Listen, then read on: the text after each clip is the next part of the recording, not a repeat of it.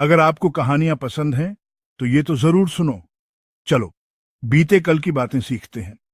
सोचो जरा, ना कोई हॉस्पिटल, ना कोई बड़ी बड़ी सुविधाएं, फिर भी हमारे बुजुर्गों को हर मर्ज की दवा पता थी। घर के नुस्खों से लेकर जिंदगी के सबक, उनकी सलाह तो आज भी गूंजती है।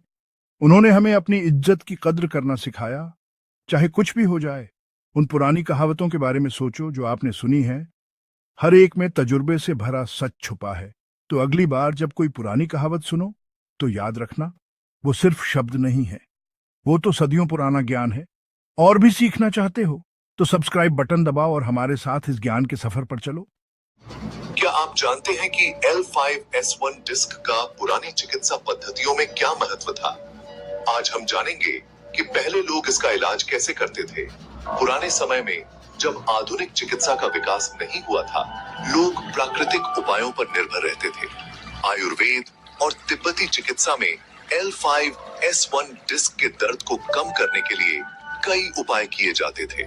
जड़ी बूटियों का इस्तेमाल, जैसे कि हल्दी और अदरक, सूजन को कम करने के लिए किया जाता था। इसके अलावा गर्म तेल की मालिश भी एक लोकप्रिय उपचार थी।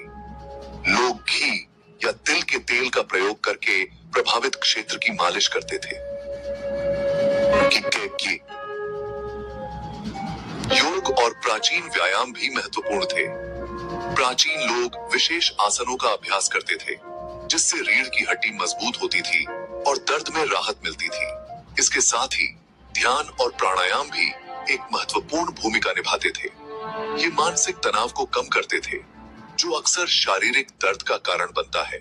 आज भी इन पुराने तरीकों को अपनाकर हम L5S1 डिस्क के दर्द का इलाज कर सकते हैं। अगर आपको ये जानकारी पसंद आई हो, तो हमारे चैनल को सब्सक्राइब करना न भूलें। धन्यवाद।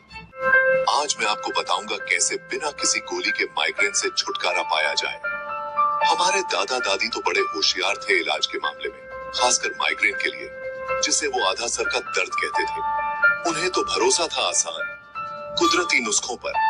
जैसे वो अक्सर लेवेंडर ऑयल इस्तेमाल करते थे दर्द कम करने के लिए। माथे पर कुछ बूंदें और हल्की मसाज कमाल कर देती थी। फिर अदरक की चाय का जादू तो अलग ही था। वो सिर्फ सर्दी जुकाम के लिए ही नहीं होती।